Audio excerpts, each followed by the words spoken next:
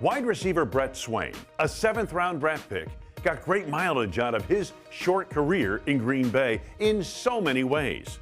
It all began in the summer of 2008, as it usually begins for a Packer, on a bike ride to practice, where Brett made a friend for life.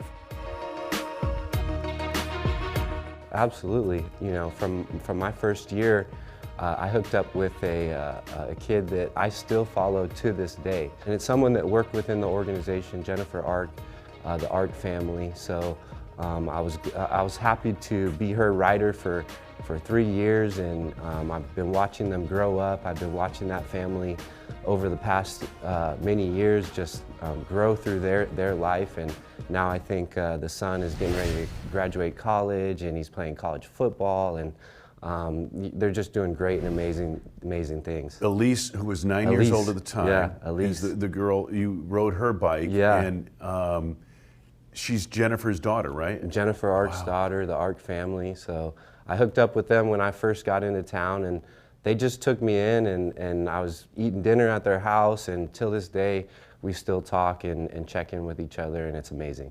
All right, you didn't play with Brett Favre, but you were part of a tumultuous summer.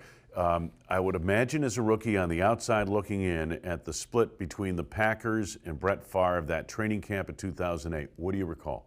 I just remember my first practice going into the field, and they were chanting, "We want Brett, we want Brett." And I was just like, well, my name's Brett. So I remember Aaron, saying something after that practice. He said, "Brett Swain got a lot of attention today."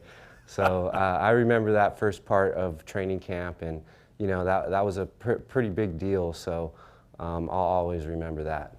Playing with Aaron Rodgers, what's it like? Tell me your thoughts. It's amazing. Guy makes you lift your game up for sure. Some of the things that I've learned from Aaron are some of the things that I teach to the kids that I work with today.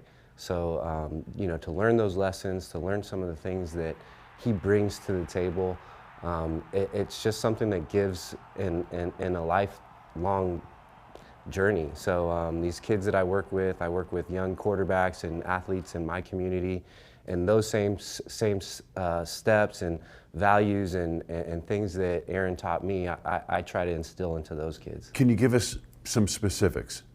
Details. Aaron's very detail oriented, from watching film to how you act on the field. I think that's where we start, who you are as a person, how you watch film, how you play the game. I think that stuff is very important to who you are as a football player. If you don't have these certain values, then it's very hard for you to get to where you want to go and accomplish your goals. You were part of the 2010 championship season here in Green Bay. It started out, you guys were pretty heavy favorites, and then the injuries hit, and expectations, at least outside of the team, seemed to drop. Did you ever get the feel that maybe expectations were being adjusted as that season went on, and one player after another hit the injury report and IR? Not really. I think that's the reason why we were successful in that moment. And one thing that I've learned on a Super Bowl winning team is that you got to be comfortable feeling uncomfortable. So we really painted a great picture that year.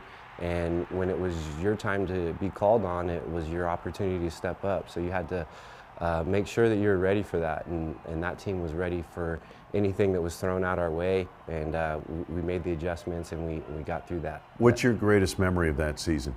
I mean, there's a lot of great memories. I remember I had a pretty good game in Atlanta, and that was something that meant a lot to me. I remember it was during the season, and that was a big game for me because that was a good connection between Aaron and I, because I was a number 5 receiver, and we just started bringing out the Big 5 package again. It wasn't something that was around for a while, so we brought back the Big 5 package, and I was able to get on the field with some great players and great receivers, and I was able to make some catches and have some big plays in that game. And I remember Aaron texting me after the game and telling me he was proud of me, and I thought that was a big moment for me, especially being a young player, and then moving forward when all the injuries started happening. I felt confident, taking those roles on.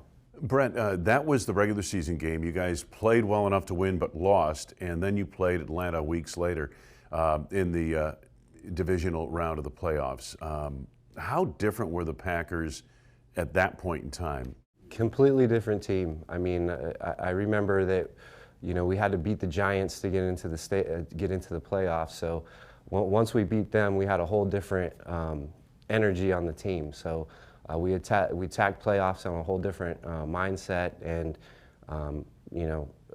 they say once you're hot going into playoffs, you're hot. So we wanted to be that team. McCarthy kind of broke it down into quarters, didn't he? Quarters of games. Actually, you have this to win this quarter, that quarter. Tell us a little bit about that mentality. Right. So I remember we broke it down into fourths. I'm pretty sure 4-4, 4-4. So every 4 games we had a quarter of a season, and we had to make sure that we were making our adjustments on within these quarters. I also remember we had to get to 9 wins. I mean, it's very important to get to 9 wins if you're trying to make to the playoffs.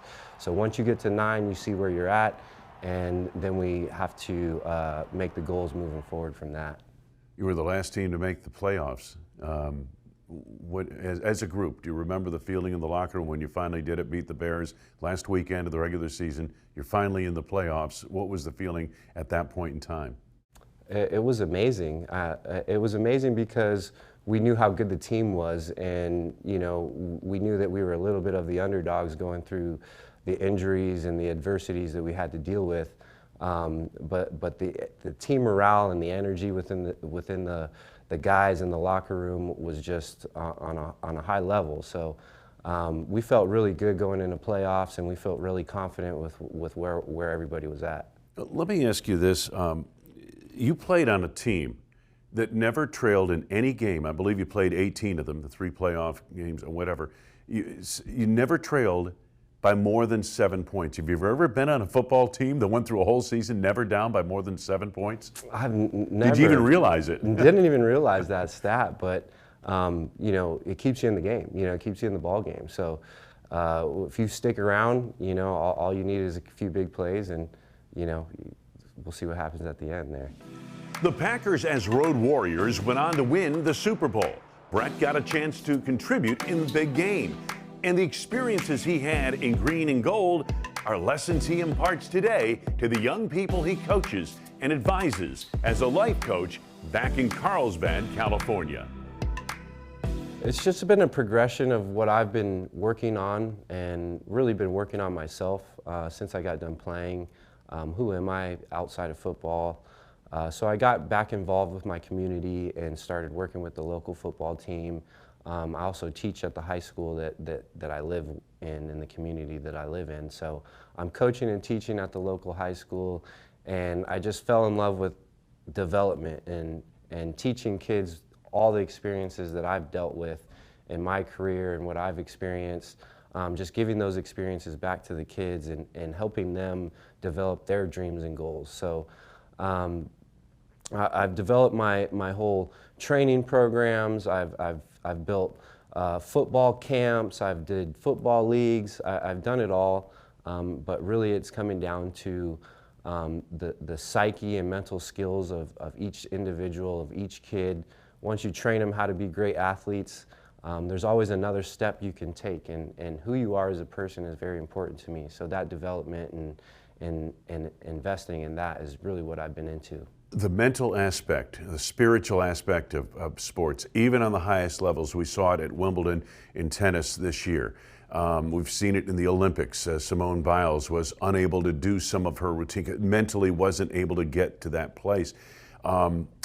I've often wondered how you guys put up with it. And today, with social media and all the pressure in that regard, is it tougher to be a high-level athlete today than it's ever been, do you think? Absolutely. To me, one of the very first things that I teach kids and anybody that I work with is how to organize your thoughts. And with social media and everything that's going on in the world today, is that there's a lot of things going on in your head. And if you don't know how to compartmentalize everything and organize your thoughts can, go in ways that you never thought. So just bringing everything back to center, keeping things simple, making sure that you're focusing on the task at hand and keeping your thoughts organized is very important to performance. Okay, Brett Swain played with Aaron Rodgers, won a Super Bowl, and made lifelong friends. Not bad for a 7th-round draft pick who had a relatively short stay in Green Bay.